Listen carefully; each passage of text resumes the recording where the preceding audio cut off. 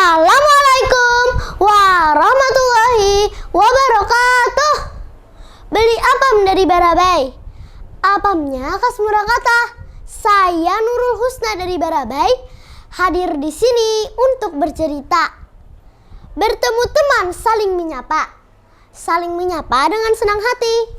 Mau tahu cerita saya apa? Nasihat Sulangking karya Dewi Susanti. Di hutan yang lebat bernama Maratus, banyak dihuni hewan dan tumbuhan. Setiap hari ada saja hal yang dibicarakan. Semuanya hidup rukun dan damai. Suatu hari ada kabar kurang mengenakan. Si Pipit yang baru pulang dari perjalanan terengah-engah bercerita bahwa ada raksasa yang menebangi pepohonan di muara hutan. Hai kawan-kawan, tadi aku bertemu dengan raksasa yang menebangi pepohonan. Aku harus berlindung. Ternyata raksasanya banyak sekali. Mereka membawa alat yang bunyinya nyaring. Cerita si burung Pipit. Lantas, seperti apa juga nasib kita nanti? Sahut pepohonan dengan hati yang takut setelah mendengar cerita si burung Pipit tadi.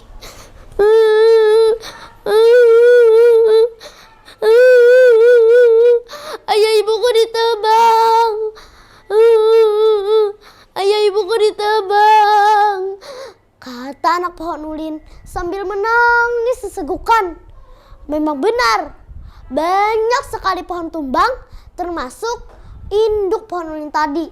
Padahal pohon ulin termasuk tokoh dan tetua di hutan Maratus. Semuanya memeluk anak ulin untuk menyemangati dan menguatkan anak ulin agar jangan terlalu bersedih. Ayo cepat, cepat kita lari.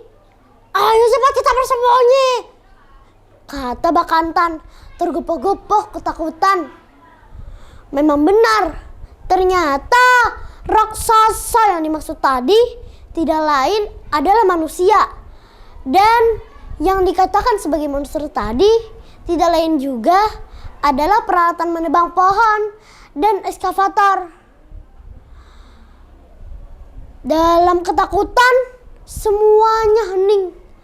Tak ada yang bisa dilakukan selain pasrah menerima keadaan. Para hewan pun lari ketakutan. Hari berganti minggu, minggu berganti bulan. Sulangking yang lama bepergian dari hutan tetangga akhirnya datang. Sulangking, si burung besar dan gagah, termasuk tokoh dan tetua di hutan Maratus. Sulangking bingung kenapa pohon tempat biasanya dia bertengger sudah tidak ada lagi. Tetua ulin pun juga tidak terlihat lagi. Sulangking pun bertanya kepada penghuni hutan yang masih tersisa. Apa yang terjadi selama aku tidak ada? Tanya Sulangking kepada penghuni hutan. Setelah diceritakan panjang lebar, Sulangking pun marah. Dia membuka lebar sayapnya hingga terdengar suara gemuruh disertai angin kencang. Dia terpaksa pergi mencari pohon tinggi untuk menjadi tempat tinggal barunya. Berbulan-bulan lamanya datanglah musim penghujan. Hujan turun siang dan malam, turun tanpa henti. Hingga terdengar kabar bahwa di desa sebelah terjadi banjir bandang. Rumah hanyut termasuk harta dan nyawa. Kota pun menjadi tumpukan genangan air.